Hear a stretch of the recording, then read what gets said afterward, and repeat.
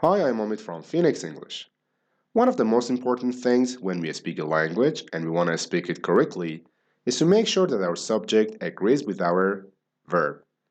So if we have a singular subject, we want to make sure we have a singular verb.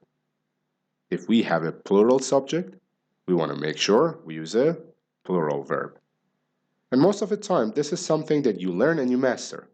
But when it comes to pronouns, it can be a little bit trickier. Now, with the regular pronouns, which are definite pronouns like I, you, he, she, it, these are singular. And we, they, and you, sometimes, these are plural. So that's also quite easy, and usually you know that.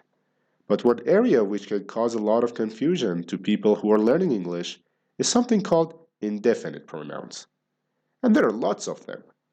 Okay, so what I'm going to focus on in this lesson is five of the most confusing ones because sometimes they are singular and sometimes they are plural. And I'm going to explain to you so you will know exactly what to do. I'm also going to review some of the others and tell you which ones are always singular and which ones are always plural. So first of all, just before we start, let me just tell you that an indefinite pronoun is what it says.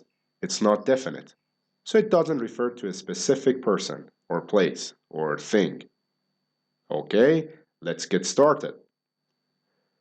Okay, so we have here indefinite pronouns, right?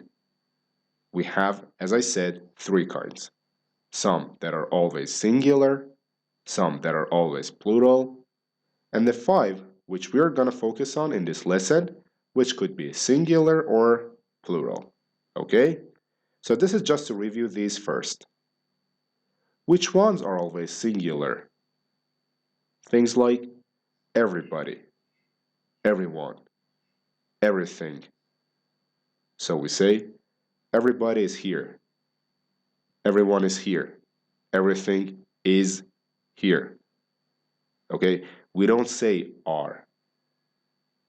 Same with somebody is, someone is, something is. Is anybody here?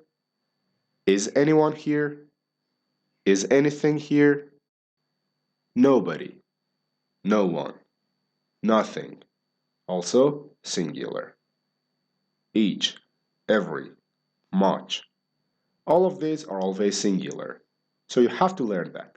If you're not sure, you need to review that. But these are always singular. They're always talking about only one, even though it seems like there's a lot. When we say everyone, we are talking about like a group of people.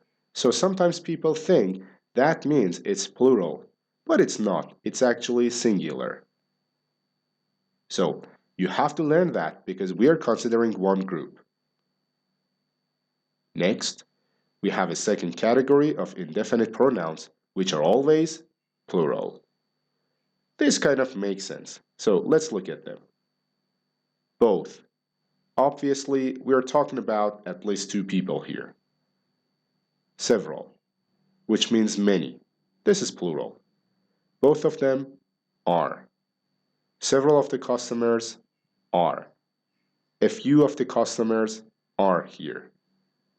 Many of the customers are here. And others are here. Okay? So these indefinite pronouns are always plural. That's easy. But what happens when we come to these? These five are a little bit more confusing because sometimes we can say the singular version, which is, and sometimes are, or depending on whatever the verb is. So, what are these indefinite pronouns that could go either way? They are most, all, none, any, and some. So now I'm gonna explain to you exactly when they become singular and when they are plural. Okay, so the way that you decide with these five indefinite pronouns, most, all, none, any, or some, The way you decide whether the verb should be singular or plural is based on what follows these terms. Let me give you an example. First, we are gonna start with the easy example with countable nouns. So, most of the book is interesting. So, what follows the word most? The word book. And book is singular. So, therefore, we use the singular subject. Most of the book is interesting. Not all parts of the book are interesting, but most of the book is interesting. Okay, let's look at another example with the same countable nouns. Most of the books are interesting. So, now what follows the word most? Books, right? What are we talking about? Books. So, most of the books become plural. So we say most of the books are interesting. Okay? It's not that complicated. It just seems that way. But it's really not. It's pretty logical, especially when we're talking about the countable nouns.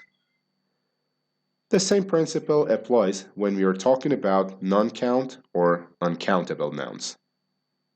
Now, if you don't know what uncountable nouns are, I'm going to show you in a minute.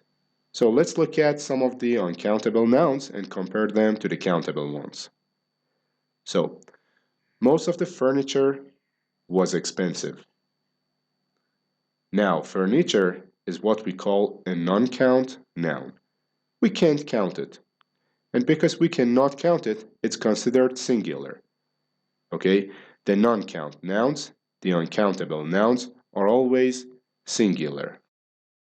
So, most of the furniture was expensive. Let's compare that to a countable noun. Most of the chairs with an S, were expensive. See the difference? Most of the furniture was, but most of the chairs were. You're getting it. Same principle. Let's look at another example. All of the food was delicious. Food is an uncountable noun, so it's singular. All of the desserts were delicious. Desserts you can count, and we are talking about more than one dessert. So we chose a plural verb. Next, none of the equipment was delivered. Equipment is an uncountable noun, so we make it singular. None of the equipment was delivered. And none of the computers were delivered. Okay, here it was countable, here it was plural, and so we used were. It's not just that when it's countable, it's plural. If it's countable, you have to check if it's singular or plural. Next, was any of this advice helpful? Now, here because it was a question, it's not what came after the word any. In this case, it was what came before. But here you see it, was any of his advice helpful?